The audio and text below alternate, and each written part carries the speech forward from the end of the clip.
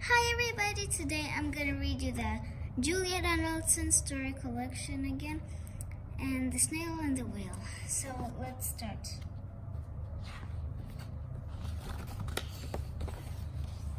This is a tale of a tiny snail and a great big gray blue humpback whale.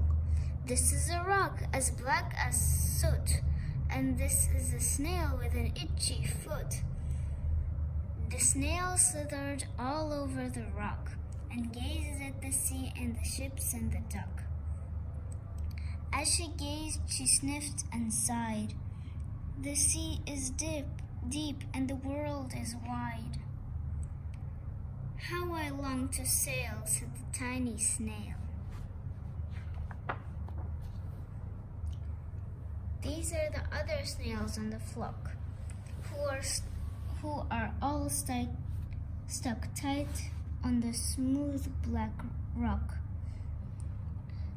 and said to the snail with the itchy foot, "Be quiet, don't wriggle, stay still, stay put." But the tiny snail still sighed and sniffed. Then cried, "I've got it, I'll hitch a lift."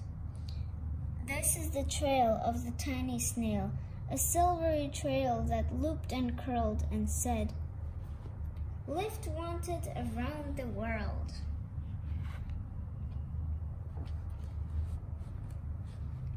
This is the whale who came one night when the tide was high and the stars were bright.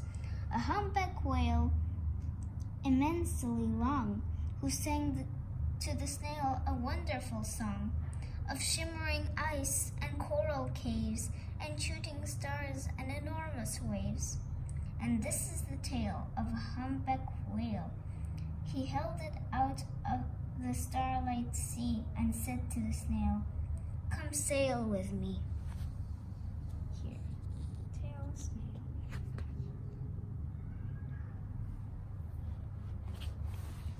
This is the sea, so wild and free, that carried the whale and the snail on his tail to towering icebergs and far-off lands, with fairy mountains and golden sands. Here, golden sands, mountains.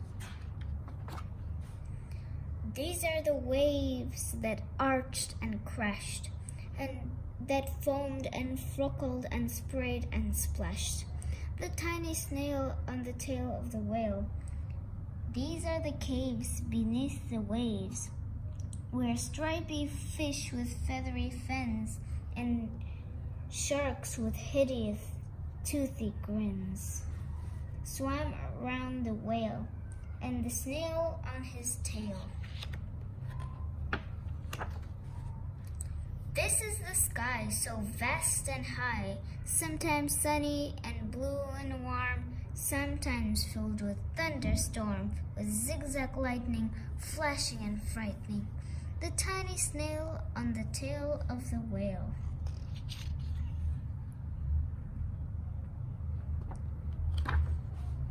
As she gazed at the sky, the sea, the land, the waves and the caves and the golden sand, she gazed, amazed by it all.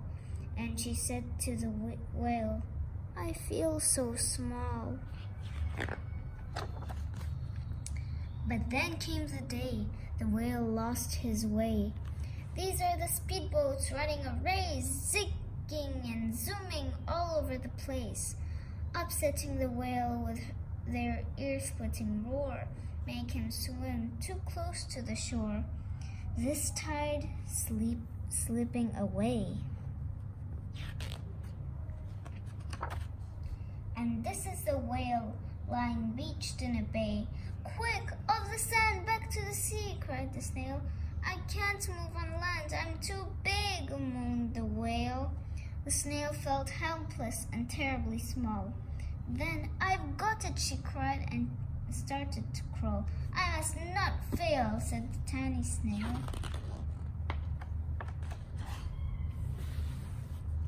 This is the bell on the school in the bay, ringing the children from their play. This is the teacher holding her chalk, telling the class, "Sit straight, don't talk." This is the board, as black as soot. And this is the snail with the itchy foot. "A snail, a snail," the teacher turns pale.